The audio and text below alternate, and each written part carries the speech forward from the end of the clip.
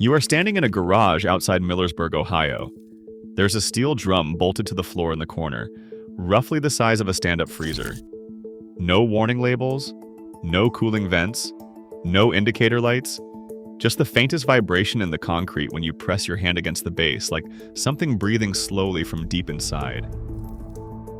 That drum contains a spinning wheel storing solar power captured while you were eating lunch.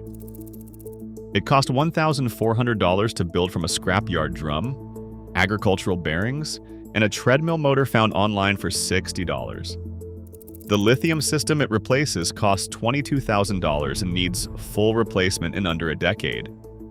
By the end of this, you will know how that wheel works, why the 1978 Department of Energy report called Flywheel storage the superior solution for American homes, and why utility companies made sure that report went nowhere. This works in a house you already own.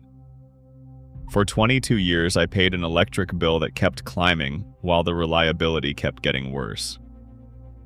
2 blackouts the summer before last. My chest freezer went the second time. I stood in the garage looking at $380 of venison and pork, and something in me was finished with it. I called my friend Dale. Dale is a retired tool and die man out of Wooster, Ohio. He had been spending time with the Schwarzenau Brethren community near Millersburg, helping rebuild a barn. And he said the families there had electric lights, refrigeration, and power tools. No power lines, no lithium bank, just spinning wheels in their cellars, quietly storing what the solar panels collected during the day and giving it back at night. I thought he was pulling my leg. I drove out anyway. Dale walked me into a working garage attached to a farmhouse outside Millersburg. I spent 10 minutes looking for the generator. There was not one. Just a steel drum bolted to the floor, a charge controller on the stud beside it, and 4 cables running up through the ceiling toward the roof. The man who owned it, a quiet fellow named Enos, watched me circle it twice. Then he said it had been running like that for 9 years. A flywheel is nothing more than a heavy rotating mass. Spin it up with electricity from a solar panel during the day, and that energy gets stored as kinetic motion. At night, the wheel slows down and that motion turns a generator, giving you your electricity back. Simple. Mechanical. Old as the watermill. A lithium battery loses 2% of its capacity every year. After 10 years, it is trash. You pay again. But a properly built flywheel on sealed and industrial bearings loses almost nothing over decades. NASA tested one at the Glenn Research Center in 2004. It ran for over 100,000 cycles with less than 3% degradation. 100,000 cycles. Your lithium battery is rated for maybe 4,000. Enos's wheel is cast from concrete and rebar with a steel rim balanced at a machine shop in Wooster. About 3.5 feet across, 400 to 500 pounds, spinning on sealed bearings inside a steel shroud. A DC motor spins it up during the day. The same motor reversed becomes the generator at night. That is it. That is the whole thing. In 1978, a report was filed with the Department of Energy under the Carter administration. The Sandia Kinetic Storage Assessment produced at Sandia National Laboratories in Albuquerque. The conclusion was blunt. Flywheel storage for residential use was cheaper, safer, and longer lasting than chemical batteries by a factor of 8 to 1 over 30 years. The report recommended federal incentives to bring the technology to rural American homes. That recommendation died in committee. According to the National Archives summary of the proceedings, the committee received testimony from 3 major battery manufacturers and 2 utility industry associations. You can guess what they testified. Chemical storage was the future. Flywheels were unsafe. Federal dollars belonged in lithium research. Within 2 years, the Sandia Report was buried. Somebody benefited from you not knowing this. Someone has been benefiting for 47 years. The safety argument was not honest. Industrial flywheels from the 1960s did occasionally fail, But the design Enos runs operates on different principles entirely. Greater mass Enos's total build cost was $2,800. 9 years of operation. Not a single mechanical failure. Bearing grease once a year. 4 solar panels on the garage roof feed the wheel during daylight. At night, it powers his lights, well pump, chest freezer, and propane igniter.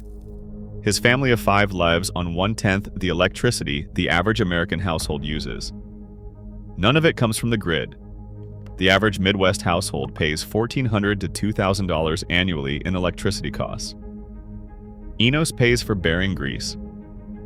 The equivalent lithium system runs $14,000 to $22,000 installed and needs full replacement in under 12 years. There are Flywheel units in Lancaster County installed in 1958 that have never been out of service. 67 years of continuous operation. Try to name one other piece of household energy equipment that can make that claim. You do not need a new house. You do not need a basement pit. A Flywheel unit can be built in a detached garage or reinforced shed. It takes up the floor space of a stand-up freezer. The only requirement is a solid concrete pad, 4 inches minimum, which most garages already have. The tabletop orientation Enos uses sits the wheel horizontally on a vertical shaft inside a steel drum. Think of a top, not a bicycle wheel. Horizontal eliminates side loading on the bearings, the primary cause of early wear. The materials list is almost embarrassing. Steel drum from a scrapyard, $20 to $50. Concrete mix, $40. Rebar, $20. Treadmill motor from a secondhand listing, $50 to $100. Pillow block bearings from a farm supply store, $80. Charge controller, $200. Used solar panels from commercial installers upgrading their systems, starting at $400. Total out-of-pocket, if you source carefully, runs between $1,800 and $3,000. That is 90% cheaper than the equivalent lithium bank. And it will outlive you. In 1954, an Amish bishop named Daniel Burr, living in Gordonville, Pennsylvania, wrote a handwritten manual titled Practical Mechanical Storage for the Plain Home. It was never published. The manual was copied by hand and passed between families for 50 years. A researcher from Elizabethtown College documented it in 2009 as part of the Young Center for Anabaptist Studies Oral History Project. I have seen the scanned pages myself. Burr describes a modification he calls the double wheel stack. 2 smaller flywheels on the same shaft spinning in opposite directions. Here is why this matters. A single spinning flywheel creates gyroscopic precession. The rotating mass wants to tilt and wobble, especially on a floor that is not perfectly level. Over years, that wobble transmits into the foundation and eats bearings alive. It is the primary reason industrial flywheels require expensive isolation systems. Burr's double stack eliminates it entirely. Opposite spins cancel each other's gyroscopic forces. 0 precession, 0 wobble. The unit sits on rubber pads on an ordinary concrete slab. Enos told me you could set a glass of water on the housing while it runs and it would not ripple. The Elizabethtown researchers noted this technique had been in continuous plain community use since the mid-1950s. It is not in any engineering textbook I could find. It exists only in that handwritten manual because one man in 1954 refused to let it disappear. Burr wrote in his introduction that the purpose of storing power was not wealth. A family that stored its own power, he said, answered to no master but God and weather. I read that line 3 times. In 1978, President Carter signed the Public Utility Regulatory Policies Act. On paper, it opened the door for small independent power producers. In practice, the rules written by the Federal Energy Regulatory Commission over the following 18 months excluded mechanical storage under 50 kilowatts from qualifying facility status. That threshold was not arbitrary. A Sandia engineer named Harold Bronner testified before a congressional subcommittee in March of 1980. His testimony runs 43 pages in the congressional record. On page 29 he called it, and I am quoting directly, a deliberate exclusion of the home-scale flywheel from any regulatory recognition. Bronner was reassigned to a desk position in Albuquerque within the year and never testified before Congress again. His papers are held at the University of New Mexico, cataloged by researcher Claire Whitfield in 2008. Box 7, Folder 12, contains the original Sandia Flywheel schematics with handwritten annotations covering exact bearing specifications, exact flywheel mass, and exact rotational speeds. Those specifications matched what the Plain communities had already been running for 24 years by the time Bronner drew them. When Whitfield compared the Bronner papers to the Plain community designs in 2011, she found the Amish version 12% more efficient than what Sandia had been proposing.